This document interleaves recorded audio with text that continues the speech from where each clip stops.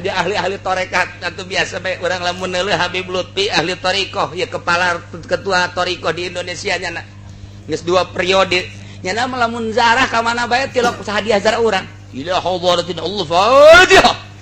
tilok Habib Lutfi mah datang keluar Batak batur zarahnya ngopi wah ya udah pulang jarah ke Kampung Bandan di luar wah seri-seri balik jarah ke mana banyak kos gitu geus dana mah nyambung ruh pan wali batu maut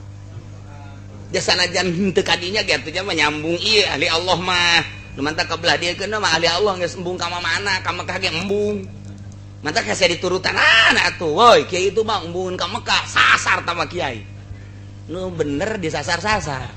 pugunya anu sasar kumaha emang pugu ka Mekahna ge menang di bank duitna sasar henteu coba uyana nu sasar nya ka Mekahna ge deui nyokotan ti dulur-dulurna kan aing ketuana sia kudu nyumbang